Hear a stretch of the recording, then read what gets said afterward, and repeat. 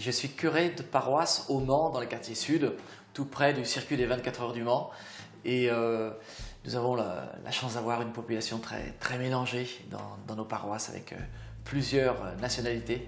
Donc je suis là depuis 6 ans et mon évêque au Mans m'a confié cette mission d'être au service des relations avec les musulmans, chrétiens et musulmans, en dialogue. Au mois de janvier, toute la France a été bousculée par ces actes terroristes qui ont plongé en fait les populations dans des craintes irrationnelles, et les gens ne parlaient plus du tout. Et on s'est rendu compte avec l'autre prêtre, avec Benoît, avec qui nous sommes en charge de ces paroisses, ces quartiers sud du Mans, que les gens étaient affolés, et certains se cachaient, d'autres ne voulaient plus ouvrir la bouche. Voilà, c'était vraiment très douloureux, d'autant plus qu'une des mosquées de notre ville, la plus proche de notre église, avait été l'objet d'atteintes, de tirs et de grenades à plâtre. Et donc là, il y avait une stupeur incroyable. On a pensé qu'il fallait vraiment faire quelque chose, et on se souvenait d'une parole de Saint Jean Chrysostome qui fait un lien entre le sacrement de l'autel, l'Eucharistie, et le sacrement du frère, où tout homme dans notre humanité est le signe de la présence de Dieu, il faut aller à sa rencontre. Et là, c'est inconditionnel. Et c'est là tout le message d'alliance de la Bible, c'est le dialogue, la pédagogie biblique, d'aller à la rencontre les uns des autres, parce que Dieu vient à notre rencontre. Alors, nous avons revêtu l'aube et l'étole comme pour l'Eucharistie, pour aller à la rencontre de nos frères. Et puis, on est assez rompu à l'exercice de la communication sur les réseaux sociaux, et on a mis le hashtag tu es mon frère, pour prendre le contre-pied de je suis Charlie, je suis ceci, je suis...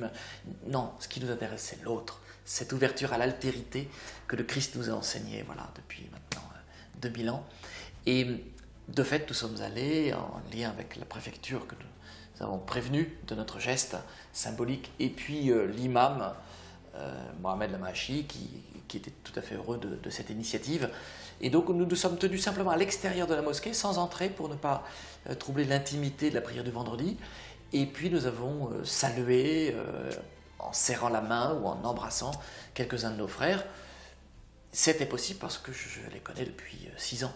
Et donc plusieurs centaines de musulmans à qui nous avons dit « tu es mon frère ». Et à 99,9%, c'était vraiment très bien reçu.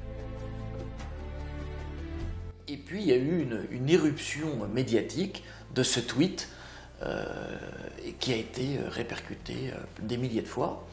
Et puis ensuite, plusieurs organes de presse sont venus et nous ont interviewés. Et puis également une radio qui s'appelle Beurre FM, qui a mis sur sa page Facebook cette image avec ce message « Tu es mon frère », qui a été liké 40 000 fois, puis reporté sur 20 000 pages Facebook différentes. Donc, quand on sait que Beurre FM est une radio pour le Maghreb, en direction du Maghreb, de la région parisienne et de la région lyonnaise, et que c'est une population qui a entre 17 et 24 ans, on prend conscience qu'une cible a été touchée, qu'il n'était pas prémédité de notre part.